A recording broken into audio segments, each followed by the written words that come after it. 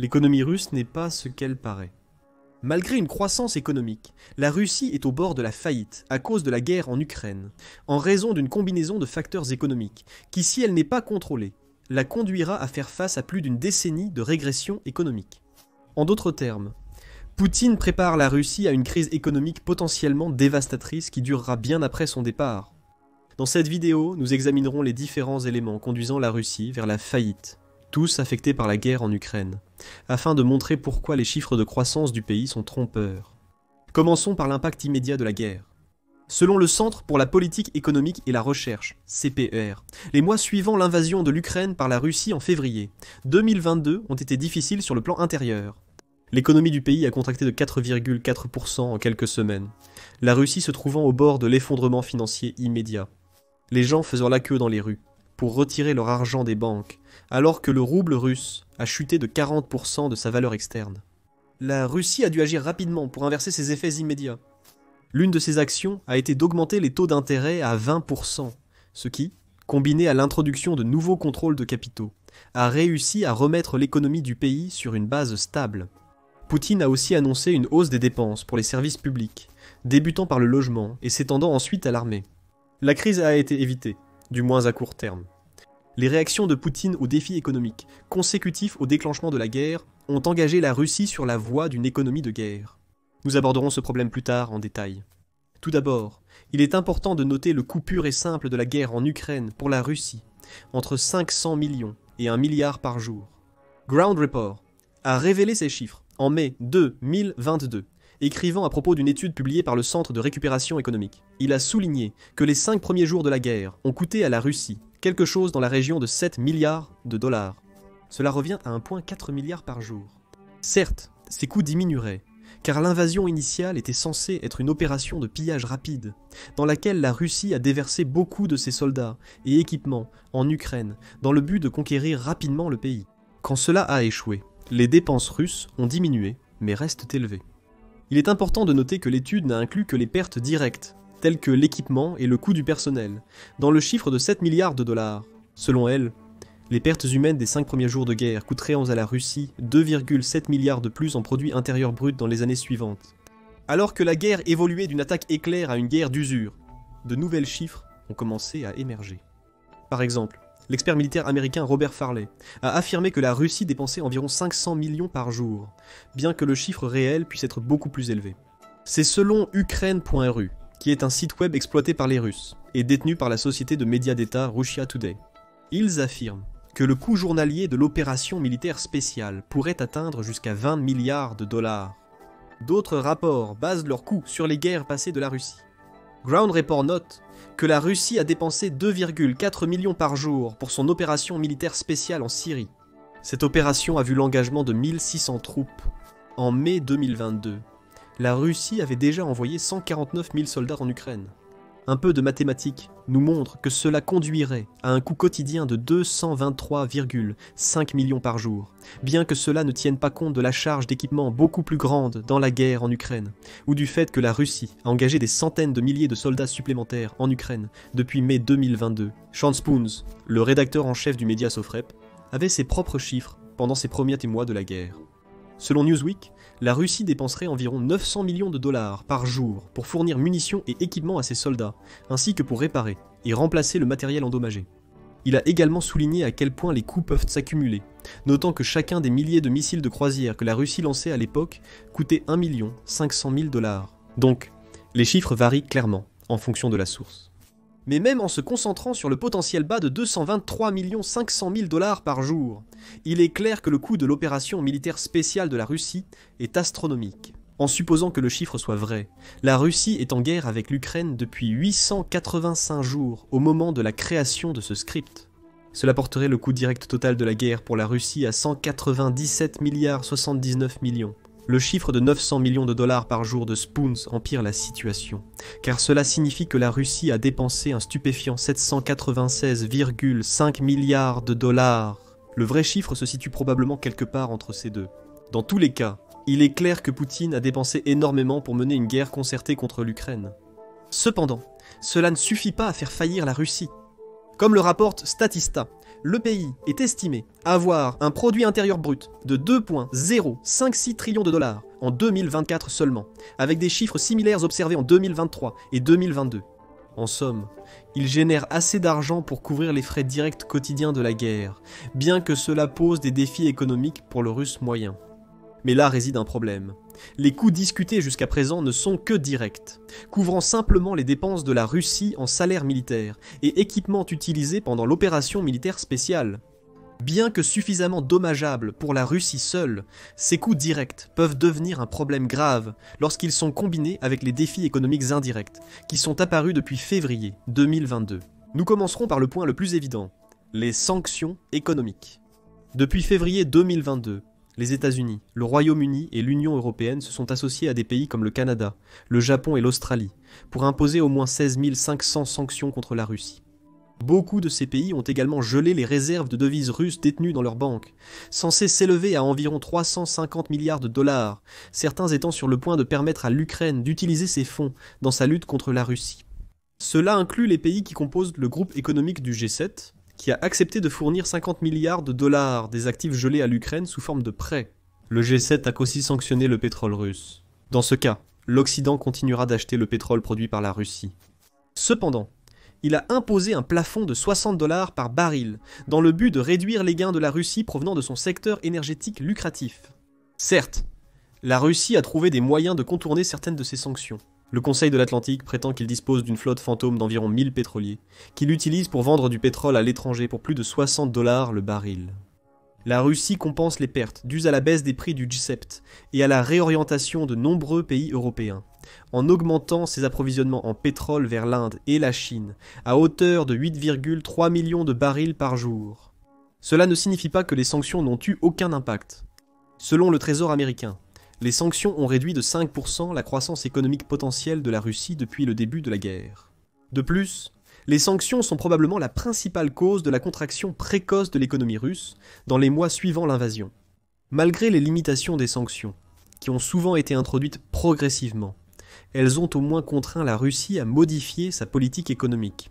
C'est selon la fondation Carnegie, qui a noté que les sanctions ont effectivement empêché la Russie de diversifier son économie.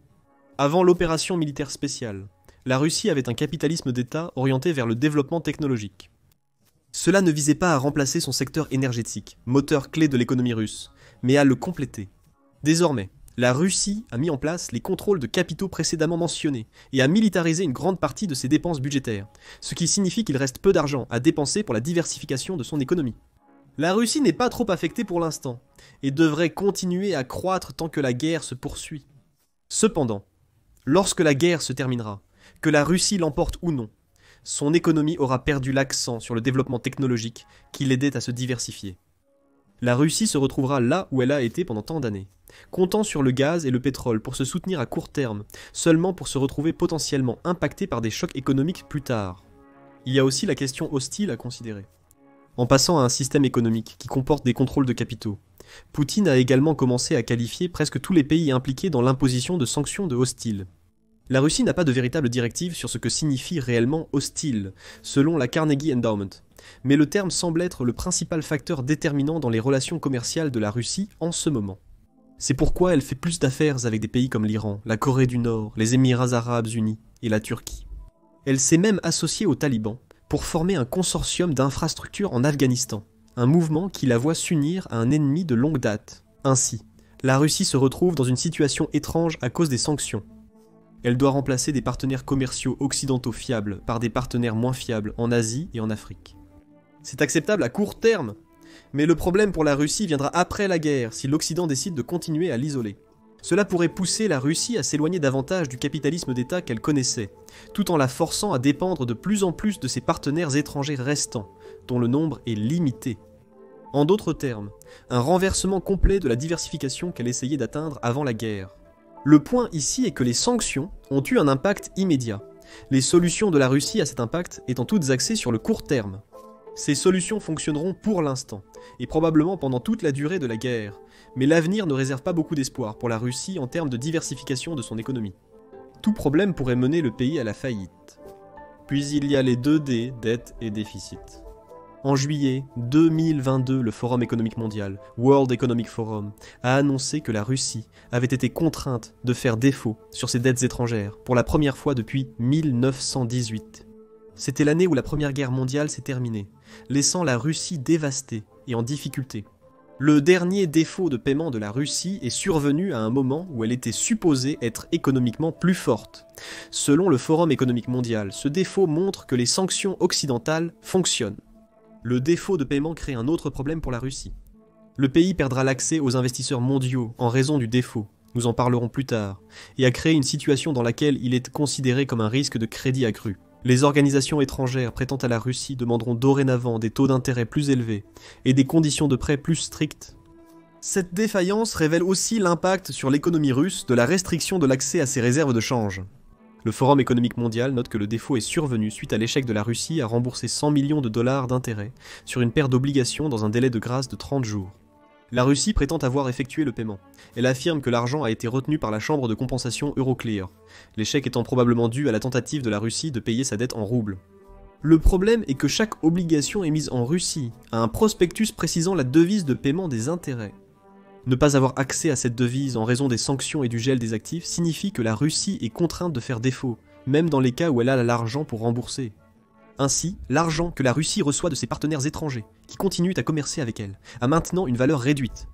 Le pétrole ne peut pas être utilisé pour rembourser les dettes, posant ainsi un problème à long terme pour la Russie. Si elle parvient un jour à revenir à un point où l'Occident est prêt à renouer les liens commerciaux, cela coûtera beaucoup plus cher. C'est un autre problème à venir causer par la politique économique de Poutine. Quant au déficit, le journal Express basé au Royaume-Uni met en lumière ce qui se passe.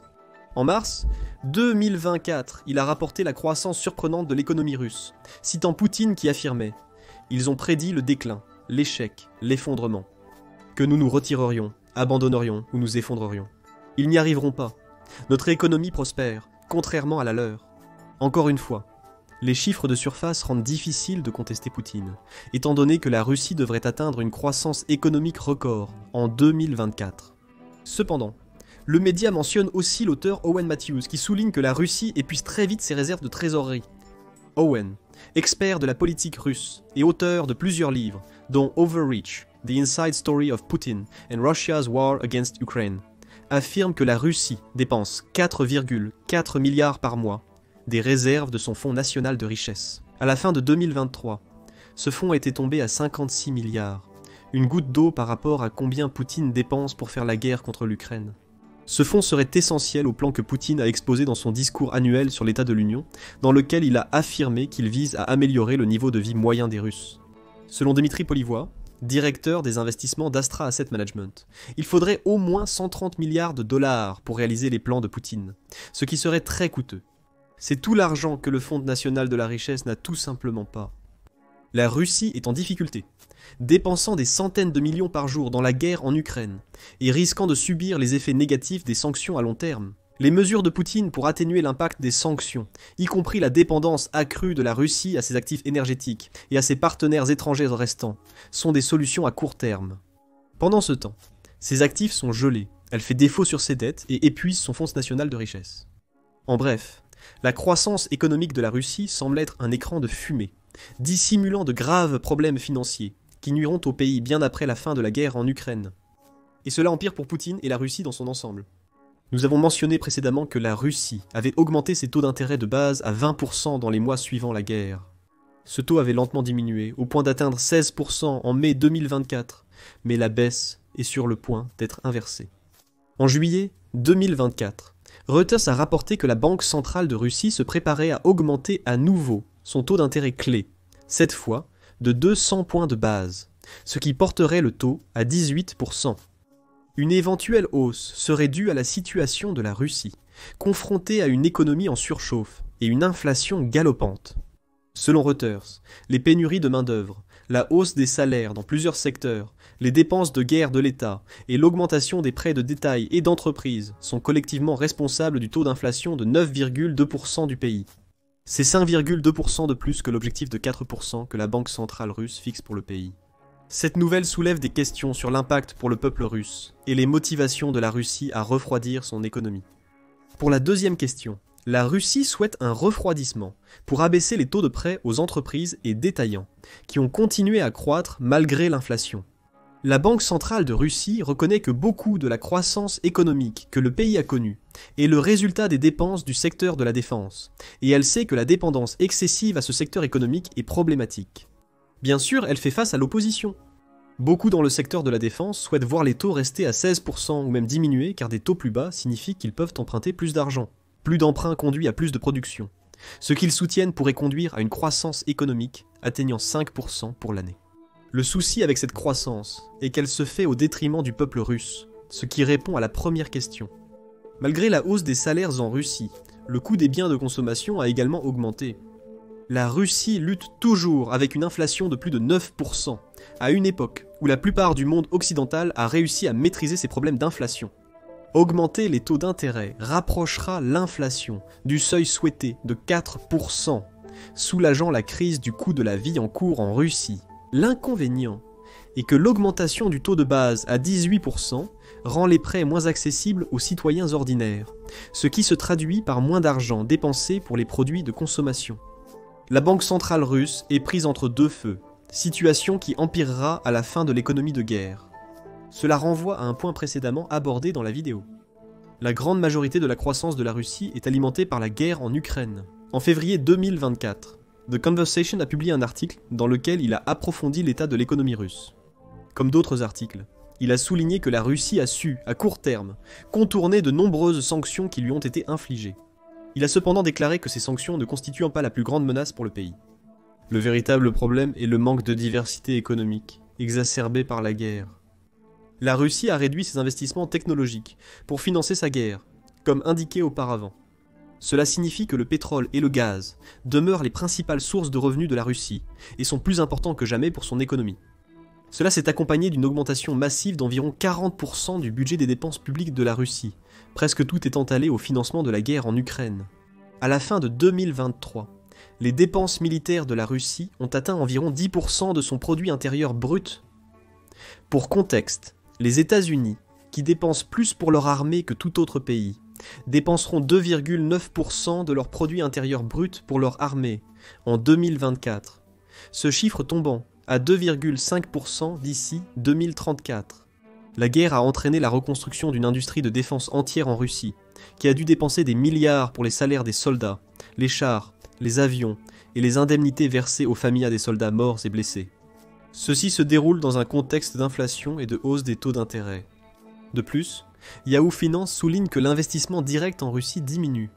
Les 3 premiers trimestres de 2023 ont vu ce type d'investissement chuter de 8,7 milliards de dollars, et cela empire pour la Russie. Selon le Centre pour la politique économique et la recherche, la production dans les industries liées à la guerre a naturellement grimpé, étant plus élevée au printemps de 2024 qu'elle ne l'était à l'automne. C'est une conséquence de l'augmentation de la production par Poutine, pour suivre le volume énorme de pertes, tant en personnel qu'en matériel, que la Russie a connu en Ukraine. Mais comme mentionné précédemment, cette augmentation de la production en temps de guerre signifie que des sacrifices ne sont faits ailleurs. Pratiquement tous les secteurs de fabrication non liés à la guerre en Russie sont soit stables, soit en déclin. La Russie dépend toujours fortement de ses revenus énergétiques pour financer les dépenses publiques liées à la guerre. Selon le Centre pour la politique économique et la recherche, l'économie de guerre a permis à certaines des régions les plus pauvres de la Russie de croître plus rapidement que d'ordinaire. Mais cela pose un problème, cette croissance se fait au détriment d'autres domaines. L'économie russe est en difficulté, aggravée par les dépenses militaires, ce qui présage une période difficile après la guerre. Selon le Centre pour la politique économique et la recherche, la croissance économique devrait chuter à 1% ou moins par an, à long terme, en raison de plusieurs facteurs. Le travail ne sera pas une source de croissance, car la Russie a connu un exode massif en plus des milliers d'habitants morts dans la guerre. Nous y reviendrons.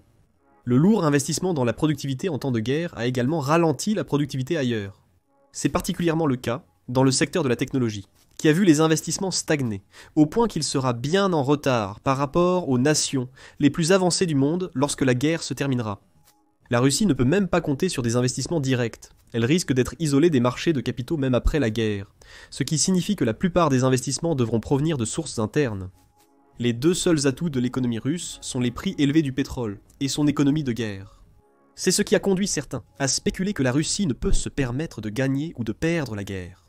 Dans tous les cas, l'économie de guerre qu'elle a créée prend fin, et la production, du moins à ce niveau, cesse. Des milliers de Russes sont sans emploi, alors que le pays réoriente son économie vers l'ancien modèle capitaliste d'État, entravé par les actifs gelés et l'épuisement des réserves de trésorerie dues à la guerre. En plus de ces problèmes, il y a celui du travail, que nous avons déjà évoqué. Selon un rapport de la British Broadcasting Corporation de juin 2023, entre 600 000 et 1 million de Russes ont quitté leur pays en 2022.